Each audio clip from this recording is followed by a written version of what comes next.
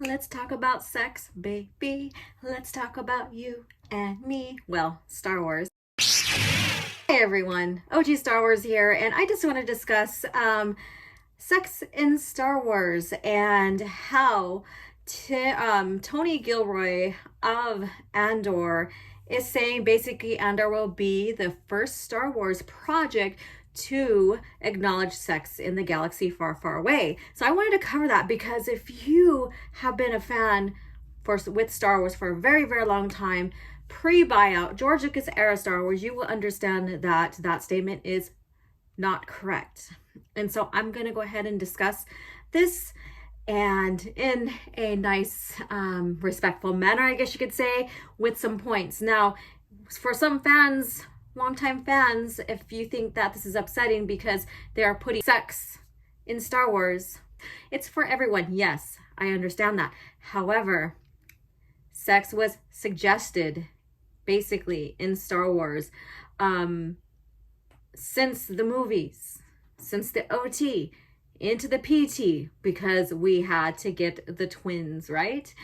We had to have the union of Anakin and Padme. So let's go ahead and go over and discuss suggested sex scenes in Star Wars. Now, there were varying scenes within the novels, like in the comics, that had suggested sex scenes, relationships, what have you.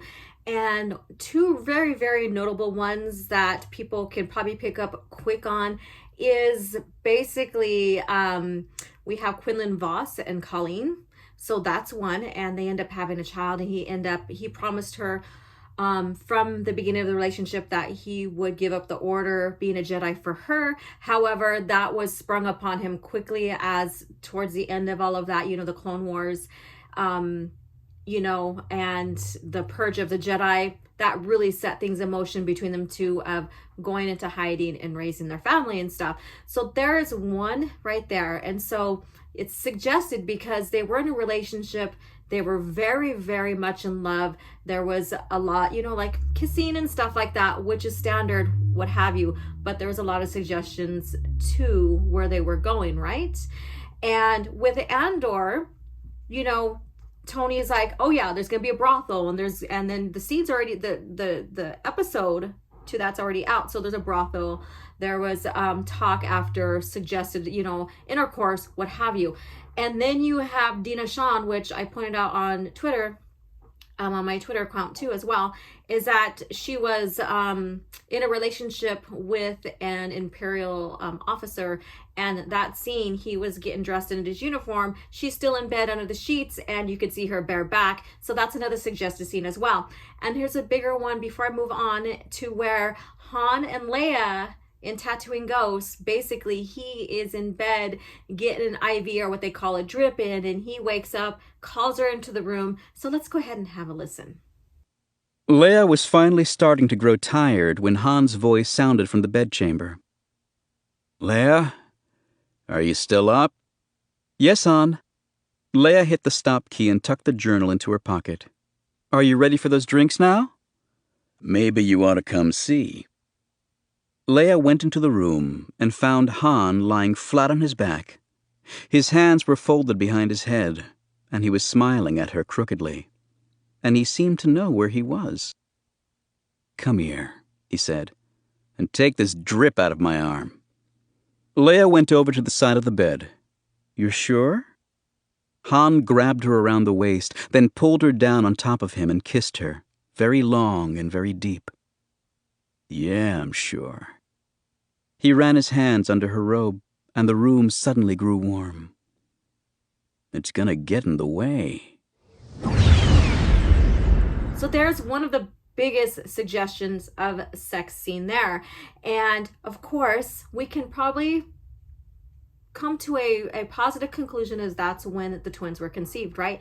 And then of course the movies, you had Jabba's palace where he had his slaves and stuff like that, and the criminal underworld, and then the suggestion between Han and Leia and the relationship starting and budding and all of that. And then you had the PT from Anakin and Padme discovering the love for each other, you know, the push and pull of should they, shouldn't they. Then they decided to secretly unite and get married. And basically, of course, you know, what happens after that? She's pregnant. So again, suggested sex scene. Now, they don't talk about it, but we know it happened. It occurred, right? So Tony is not the first to ever have a breakthrough with a Star Wars project. And yes, the novels are a project and approved by George at the time, that, you know, he's the only one that brought in suggested